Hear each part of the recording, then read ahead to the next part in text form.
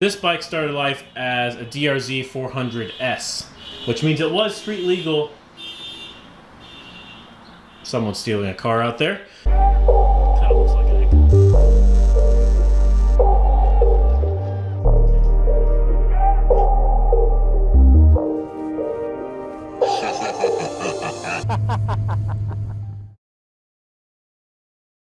What's up, guys? Welcome back to Make It and Break It. My name's Andrew, and today we're on the girlfriend's DR-Z400. Still don't have a good name for it. Mrs. DR-Z, I don't know. We're here trying to fix maybe a couple of the issues with the bike. First issue is there's no dash. Like there's no speedo, there's no revs. There's a occasionally working coolant temperature sensor. So we're trying to fix that, and we got a cool new dash product in to work with that. And then while we're in here, and since we have to basically get all the tanks and stuff out of the way to install the new dash, well, we're going to try and figure out why this thing starts so weirdly, and if we can do something to get rid of maybe some of those issues. So first things we got to do here is we actually have to go pull some of this fairing stuff, and the seat and the gas tank, and get a look at the insides of this baby.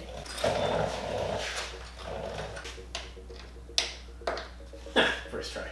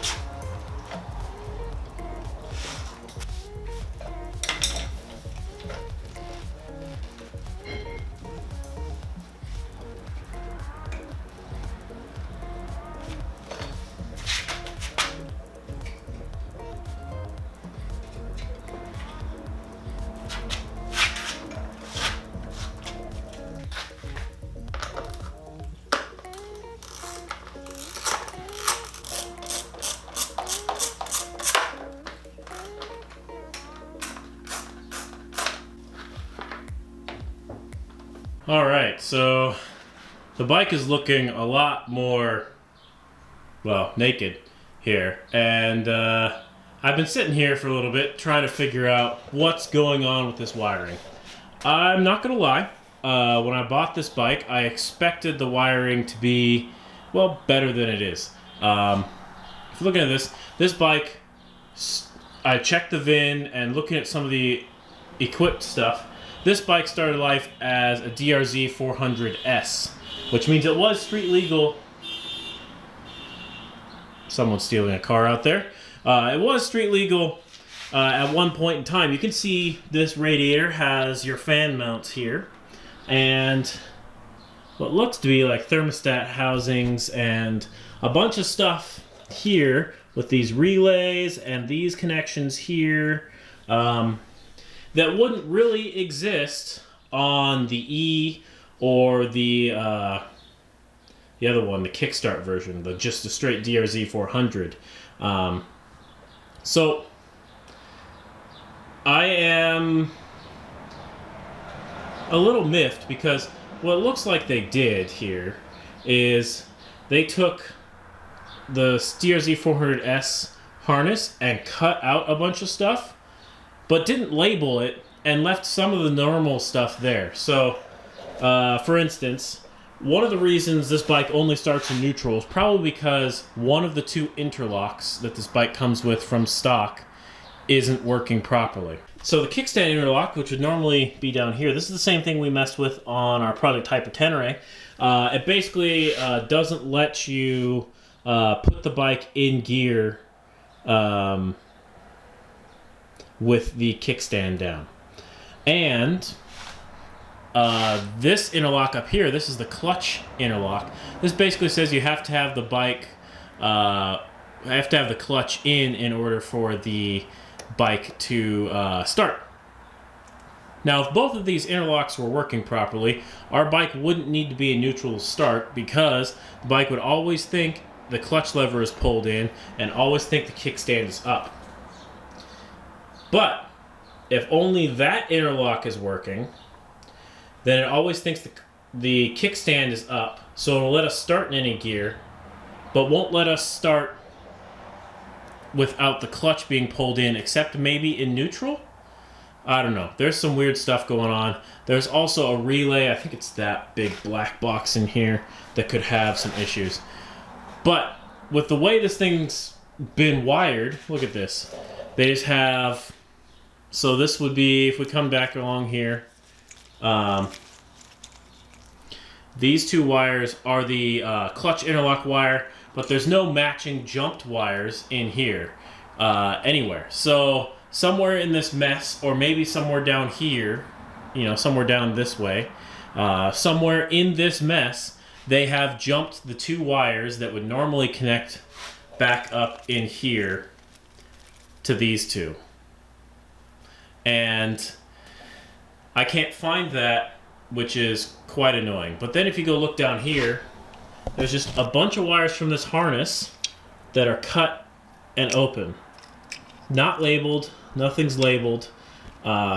These wires are cut, but these wires aren't, but this thing isn't hooked up to anything, so what is this supposed to be? Who knows where this is supposed to go? This is a connection maybe to the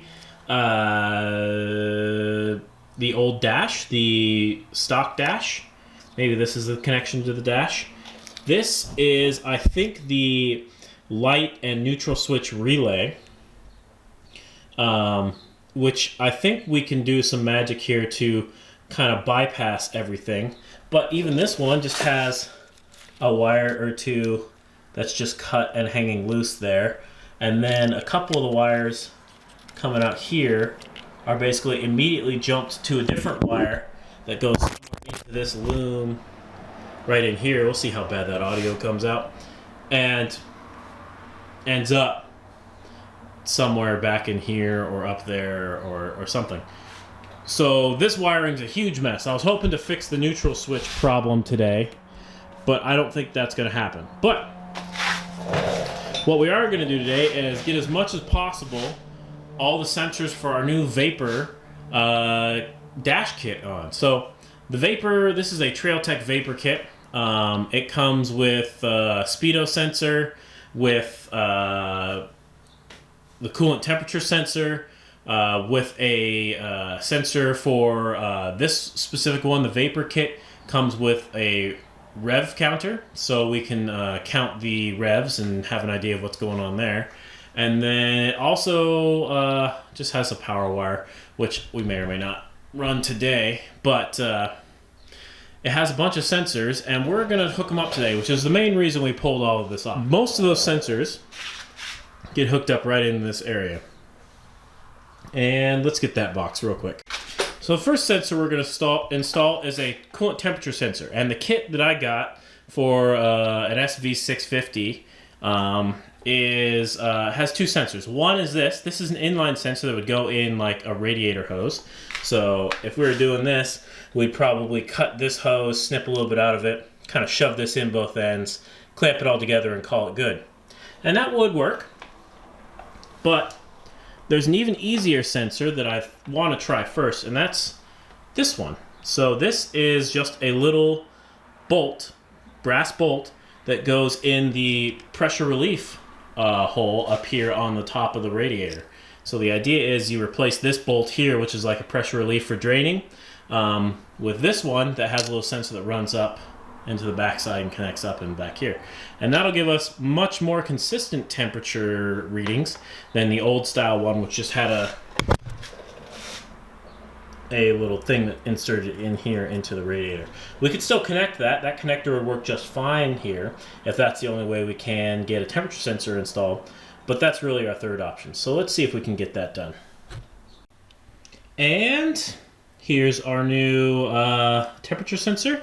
Hopefully that's in there tight enough, but not too tight, because it is brass and you don't want to torque those in too terribly tight. So we'll see if that leaks at all. when we get her started up and heated up. Next, we're going to move just down the line a little bit here. Right here. So this bike didn't come with a standard rev counter, I think. I don't think any versions of this bike had a rev counter to start with.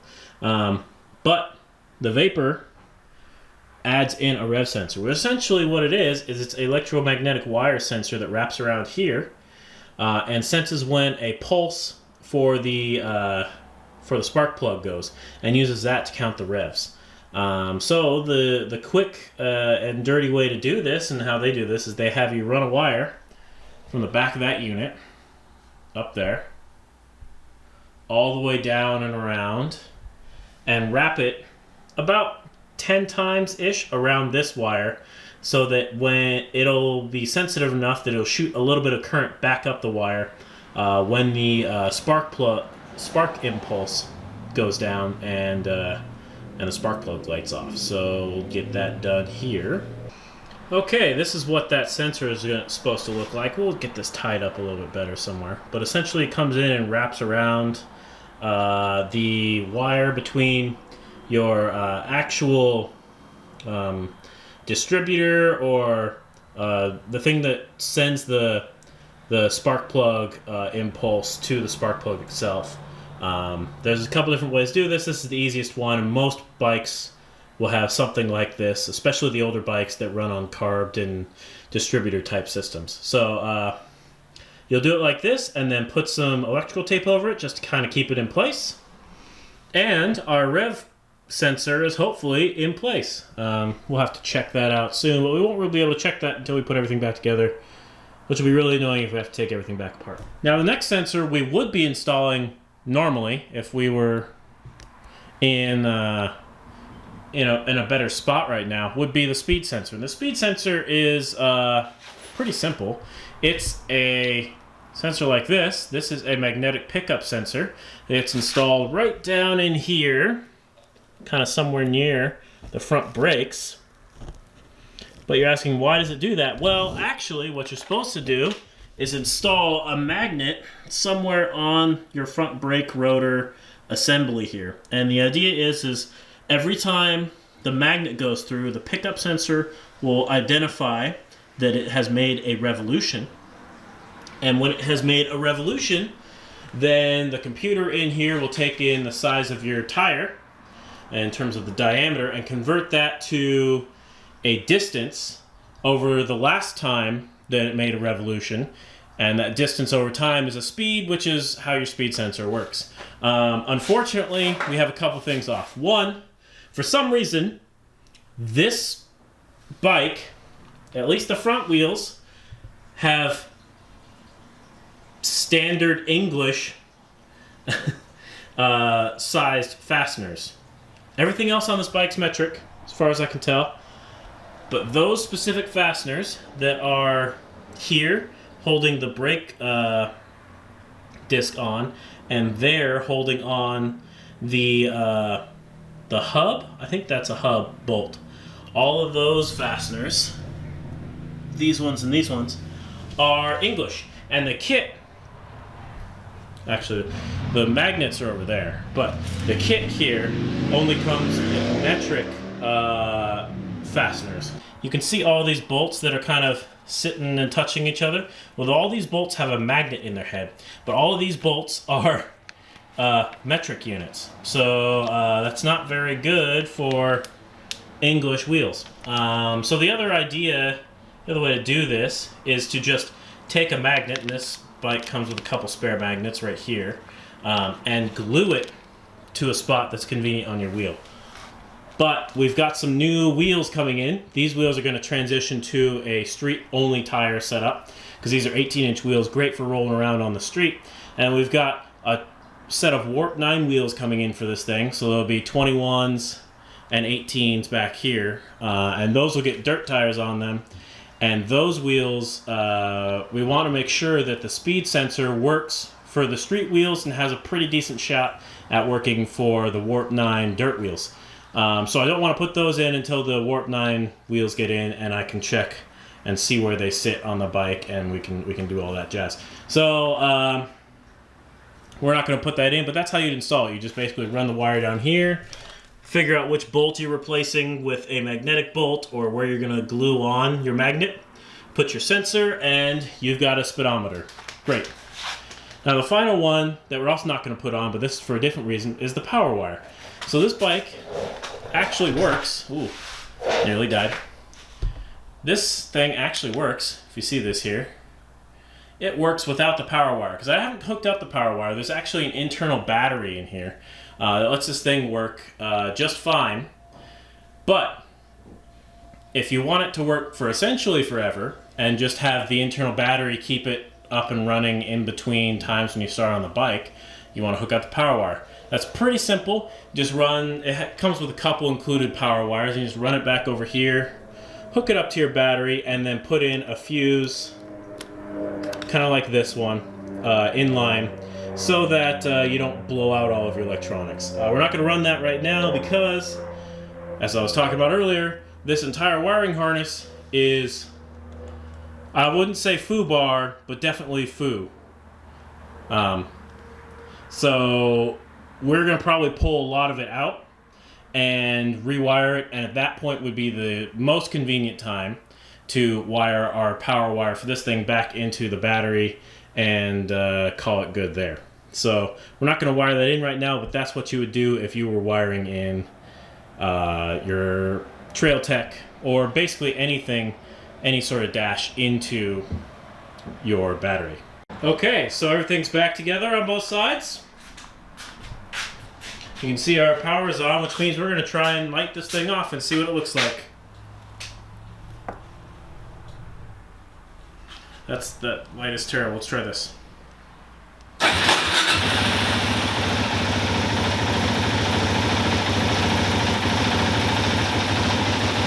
so as you can see here, let's get this out of the way.